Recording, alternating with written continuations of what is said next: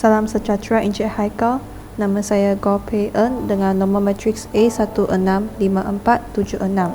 Dalam video ini saya akan membentangkan tugasan individu saya. Teori perkembangan kejayaan mempunyai visi yang sama, iaitu mewujudkan perkembangan kejayaan profesional yang positif dan memastikan kerja yang optimum.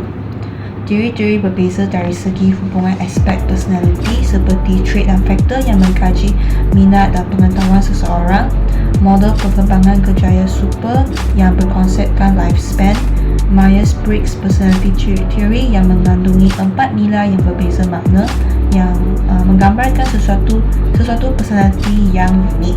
Oleh itu, boleh dikatakan kesemua teori perkembangan kejayaan ini mementingkan kesesuaian diri seseorang dalam kejayaannya. Oleh itu, personal dan kejayaan yang sesuai akan mewujudkan kesan positif kepada seseorang, manakala hubungan personal dengan kejayaan yang tidak sesuai akan mewujudkan kesan negatif kepada seseorang. Alumni yang ditemu bersama ialah Dr. Goh Hong Lit. Beliau menghabiskan pengajian menengahnya dari SMJK Yuhua Kajang dan meneruskan pengajian tinggi di Universiti Kebangsaan Malaysia. Beliau memperoleh ijazah sarjana dalam program Sains Nuklear pada tahun 2008 dan ijazah sarjana kedua dalam program pengurusan alam sekitar dan ijazah PhD dalam program pengurusan alam sekitar dan ekonomi alam sekitar pada 2017. Sejak zaman persekolahan, beliau sudah didedahkan dengan muzik tradisional Cina dan orkestra muzik tradisional Cina.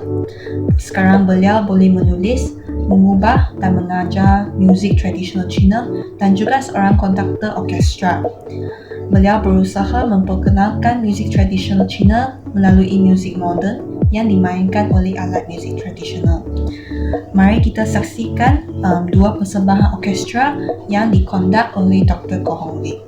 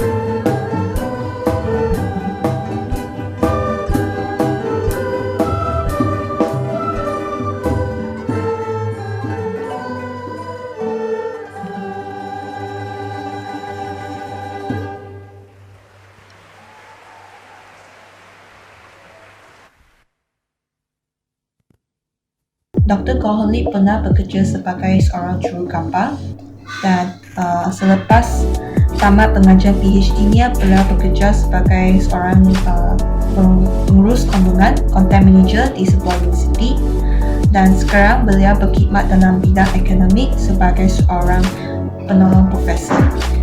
Beliau juga seorang ahli muzik sambilan. Di sini saya akan tunjukkan beberapa gambar yang diambil oleh Dr. Goh.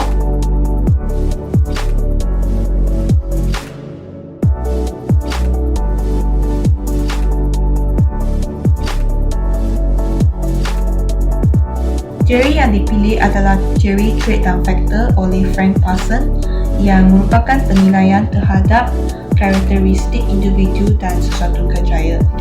Trait bermaksud karakteristik individu yang boleh diukur melalui pengujian. Faktor bermaksud karakteristik yang diperlukan untuk mencapai pekerjayaan yang berjaya. Pada mulanya, teori trait dan faktor ini bukan sesuatu teori, tetapi sebuah pencetusan pergerakan bimbingan vocasional oleh Frank Parson. Pada tahun 1906, Biro Vocational diperkenalkan semasa Frank Parson memberi kuliah di sebuah kelab ekonomi di Boston pada tahun 1906.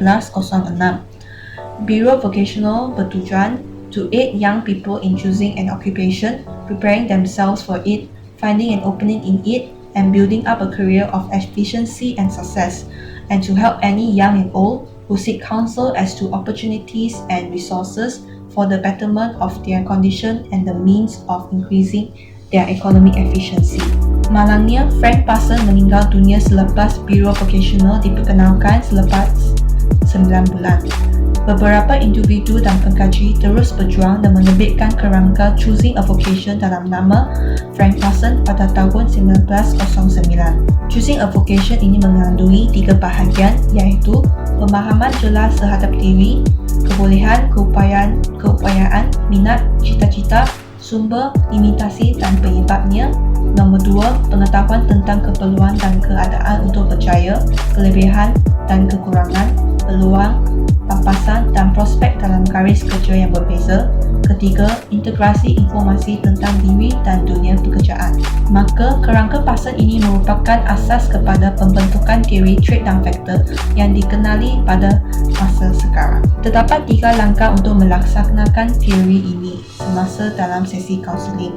Langkah pertama ini ialah memperoleh pemahaman kendiri, aktiviti temu bual, perbincangan dan penggunaan alat ujian untuk mengukur dan mengenal pasti ciri-ciri 5 trait dan faktor asas. Langkah kedua ialah perolehan pengetahuan tentang dunia pekerjaan. Kaunselor akan membantu klien mendapatkan maklumat mengenai sesuatu pekerjaan. Langkah ketiga ialah integrasi maklumat langkah 1 dan langkah 2. Langkah ini ialah paling kompleks kerana langkah ini memerlukan kaunselor membandingkan hasil temu bual dengan informasi pekerjaan dan hasil dapatan alat ujian. Berdasarkan langkah-langkah pelaksanaan teori ini, dalam langkah pertama dalam sesi temu bual bersama Dr. Goh Hong Lip, didapati kebolehan Dr. Goh dalam muzik, fotografi, penulisan akademik, kemahiran pendakluan dan penyelidikan, dan pencapaiannya dalam ijazah sarjana dan PhD, minatnya dalam muzik dan fotografi. Langkah kedua, beliau memperoleh ijazah sarjana dalam program sains nuklear, ijazah sarjana kedua dalam program pengurusan alam sekitar, ijazah PhD dalam program pengurusan alam sekitar dan ekonomi alam sekitar. Selain itu, beliau juga mengikut latihan atas talian sekarang untuk menjadi seorang pelatih hidangan yang sah. Langkah ketiga, beliau berkongsi kepuasan dalam bidang kerjaannya dan berusaha untuk menjadi seorang ahli akademik yang berkualiti, dan juga beliau beroptimistik dengan masa depan kerjaannya. Disebabkan berlakunya PKP, saya hanya dapat menemui buah Dr. Goh dengan menggunakan WhatsApp. Tapi saya akan menunjukkan satu gambar yang diambil sebelum PKP berlaku di UKM. Inilah gambar yang bersama ahli-ahli orkestra tradisional UKM, dan saya di tengah dan tepinya lah Dr. Goh. Beliau juga merupakan advisor untuk orkestra tradisional di UKM. Sekian itu sahaja. Terima kasih Encik Haikal.